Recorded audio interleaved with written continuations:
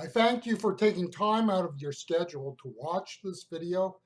I ask that if you like it, press the like button, subscribe, but most of all, as always, I hope that in and through this study of Scripture, you come away with a fuller and deeper sense of what God is wanting to do in your life and what you, as it were, by grace and faith in Jesus Christ, can better serve and appropriate God's will for your life. Matthew chapter 27 and verses 55 and 56. I'm going to be reading out of the New American Standard Bible. Verse 55 of chapter 27. Many women were there looking on from a distance who had followed Jesus from Galilee while ministering to him. Among them was Mary Magdalene and Mary, the mother of James and Joseph, and the mother of the sons of Zebedee. Now, I don't know about you if you're a puzzle person. Some people like doing puzzles, and there's, of course, a whole variety of puzzles, crossword puzzles, Sudoku, so on and so forth. There's all sorts of them. But one type of puzzle that used to be out there and somewhat common was what I would call a logical puzzle. It's where you had to sort out the variables and line them up in the appropriate way. So, for example, it's a puzzle where you would be given the names of 6 people, and those 6 names might be Alfred, Betty, Charles, Daniel, Elizabeth, and say Fred. And then you would be given 6 different breeds: Collie, German Shepherd, Poodle, St. Bernard, Chihuahua, Shih Tzu. And then you would be given the 6 days of the week: Monday, Tuesday, Wednesday, Thursday, Friday, Saturday. And those are the days which each dog will be taken for grooming. Then you're given the 6 names of the dog. One was Chuckles, one was Caesar, one was Fido, one was Rin Tin Tin, one was Lassie. And I think that leaves us left with, well, we'll call one dog Sally. And then there's the 6 different hours available for grooming your dog on a schedule. You know, one could be taken in at 10, 11, 1, 2, 3, and 4 in the afternoon. So you're given all of these variables, and the key to the puzzle is that you're going to have one owner, one dog breed, one dog's name, the day of the week in which they're groomed and the hour in which they're groomed. And these type of logical puzzles, when you are just given enough clues and there's only one solution, and by the time you finish, everything will line up perfectly the way it should be. And these type of puzzles can be kind of a fun thing for those who like puzzles. So the puzzle is solved when you know the name of the person, who has what breed of dog, with what name, what day the dog goes to the groomer, and what time of day the dog goes. When you look at the 4 gospel accounts of the crucifixion, you always have women present at the event. The women include Mary, the mother of Jesus, and Mary Magdalene. The problem is that the gospel accounts do not always name the women, such as Luke, or name the same women, or identify them in the same way. So one of the problems we have right away is that Mary is a relatively common girl's name in this era.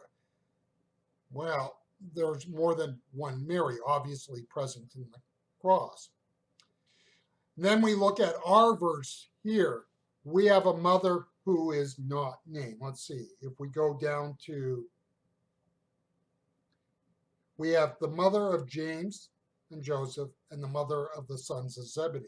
So we have mother and mother. We're not told their names. So when you look at another gospel account, we could be given the same person, but if we don't know that they are the mother of these two, but just given the first name and no marker that way identification, we cannot tell if we're talking about the same person. So when you look at the women at the cross, I kind of picture it like one of those logical puzzles where you're given all sorts of variables and you can solve the puzzle by eventually linking the right person with the right variables, so on and so forth. Of course, the problem is with our gospel accounts is there's just not enough detail to actually get everything to line up exactly and to fit appropriately. We can come up with possible solutions, but we can never be positive of our conclusions. In that sense, it's different than those puzzles, which lead to one certain conclusion. We can't here. The role of women was important in the earthly ministry of Jesus.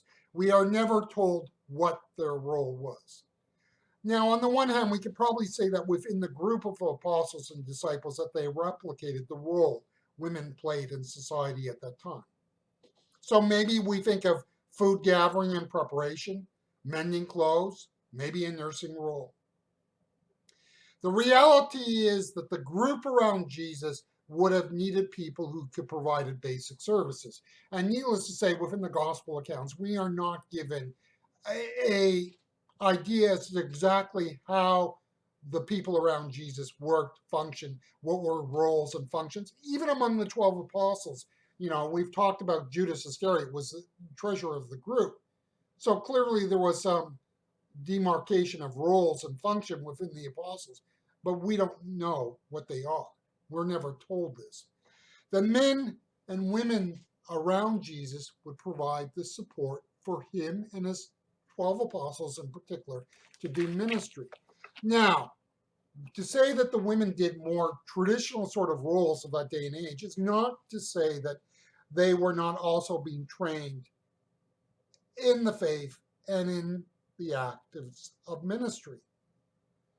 In that sense, we could say as we look at this here, we can kind of look to the future monastic movement as kind of an indicator of how or way things would unfold, where within the monastic movement it was recognized that as a community of faith coming together to worship God and seek God, we had to have people do certain roles to make the community work.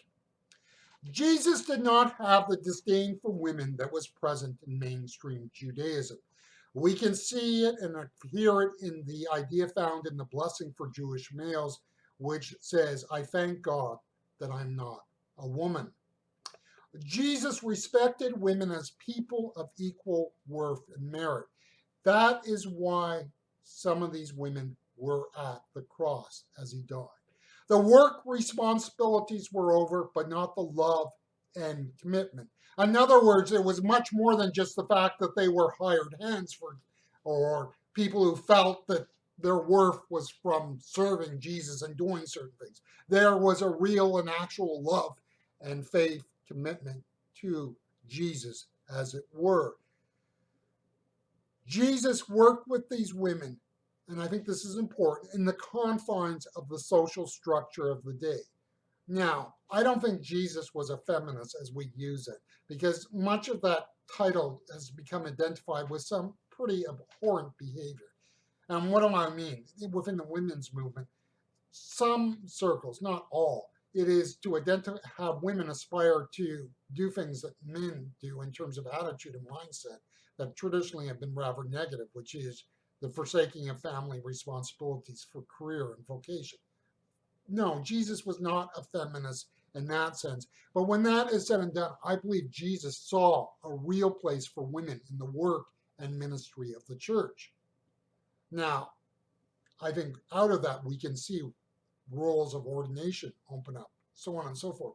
Jesus did not come to replicate traditional women's roles in the church. You see, Jesus calls each and every one of us, male and female, Jew and Gentile, slave and free, to a life of service and ministry in his kingdom.